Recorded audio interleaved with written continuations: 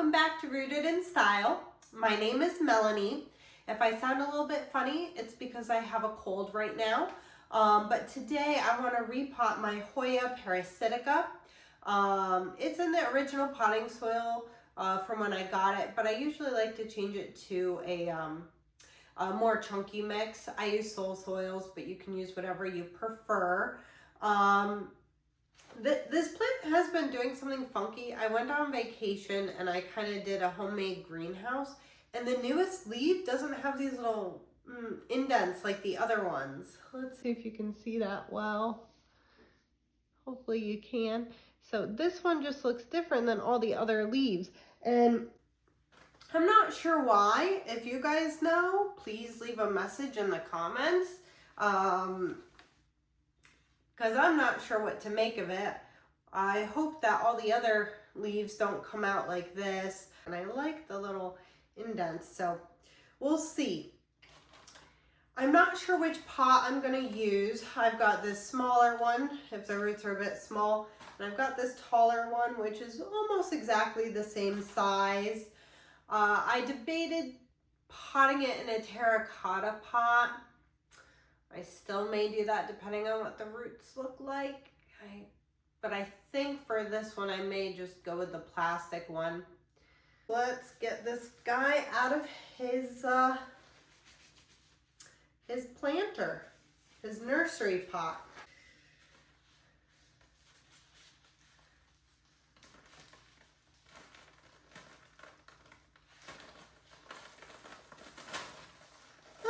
That was nice and easy. This mix isn't bad. I think it's got some tree fern, vermiculite, perlite.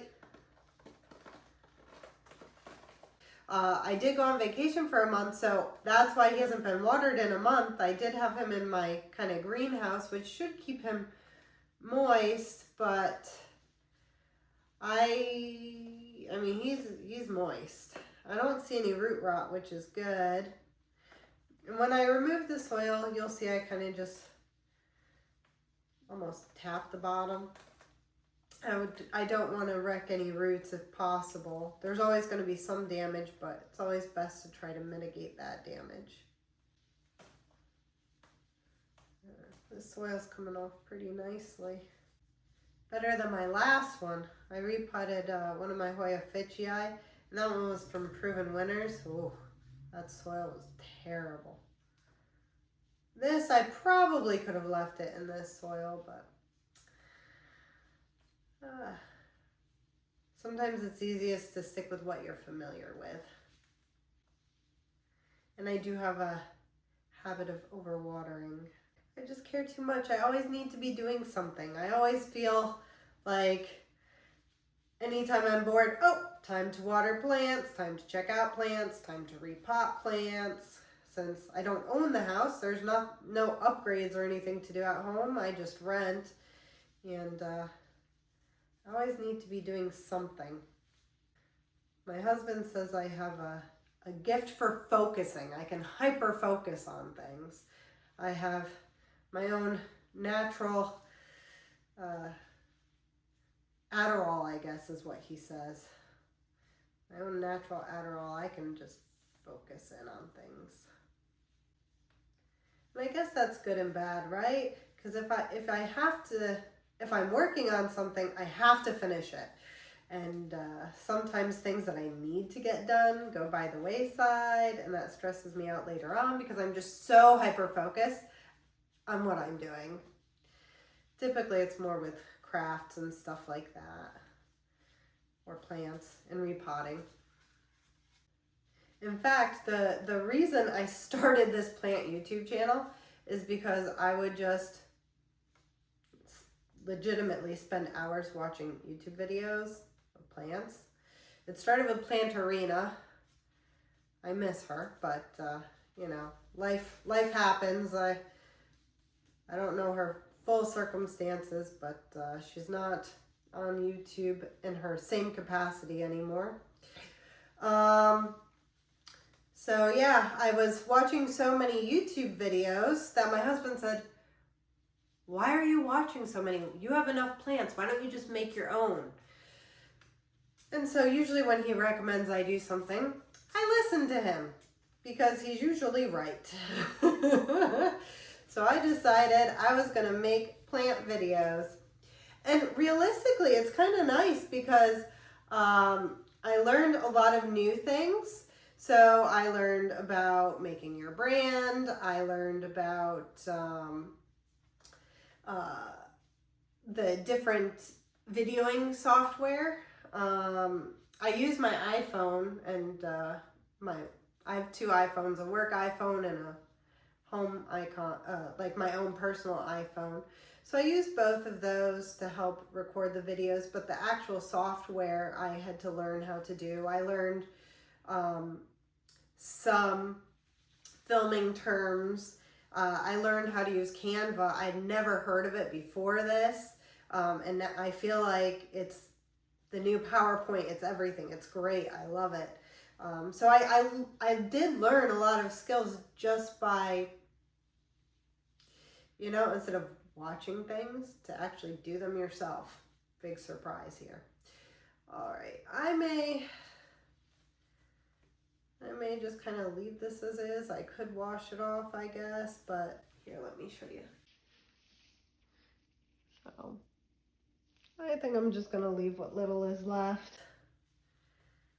I don't feel like going all out on this. All right, so that was a pretty decent root system for what it was. Is it too much of a root system for this? Probably. But I really like this one because I have some planters that go perfectly. But it's too big for that one.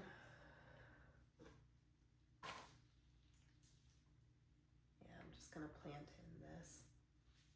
It would also probably do really well in terracotta. All right, I'm back with the pot. Let's see. Come on.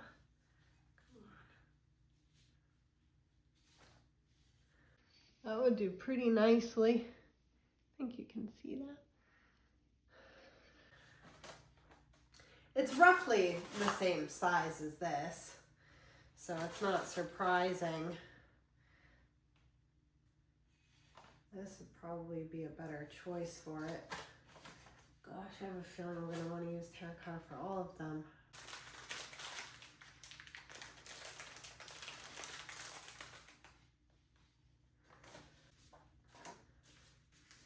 I'm gonna put a little bit of rooting powder on his roots.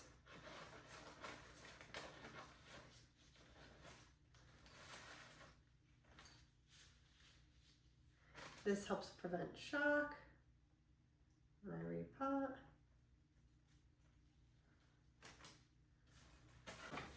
And you always want to have some soil at the bottom. You do not want your roots to be at the bottom.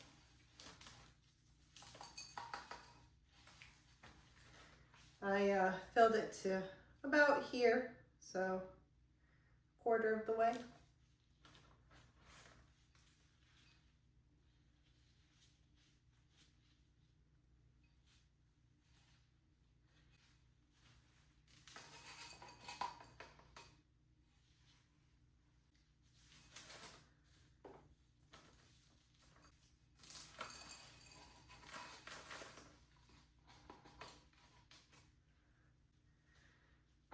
And you want to make sure all of your roots are underground.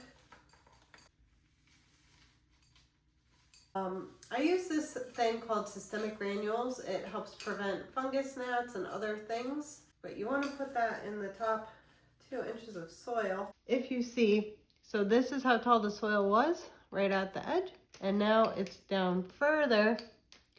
So it's at the edge, down further now, simply because there's all these air pockets. And you want to make sure that you don't have air pockets. I feel like I'm beating a dead horse. I mentioned this in all my videos, but you want to get rid of all the air pockets because those will dry your roots. And they're most commonly on the edges, but they can be, you know, where the root system is as well. So So I just kind of stab all along. Don't worry, you're not going to damage your roots. Now that's the downside of terracotta. You can't actually see if there's air pockets like you can in the clear pot. Boy, I was able to get that down significantly. So I had it to the rim before, and now if you look, it's down to my first knuckle. That was all air pockets. Now I don't pat it down because I don't want to compact it. That's why I use this chopsticks. If you compact it, then it will lose the oxygen and you'll get root rot. I think I've got enough space where I can put some systemic granules on top. These are my systemic granules, and they just prevent pests. Sprinkle it all around, ideally in the top 1 to 2 inches of soil. Just a little bit more. And pack it down one last time. Now I'm gonna water him at the sink and find him a new home. All right, that concludes the repotting of my Hoya Parasitica. Again, if you guys know why my one leaf came out really strange without the little indents, please let me know in the comment section. And if you liked this video, don't forget to hit that like button and subscribe to my channel. Until next time, stay rooted in style. Happy planting.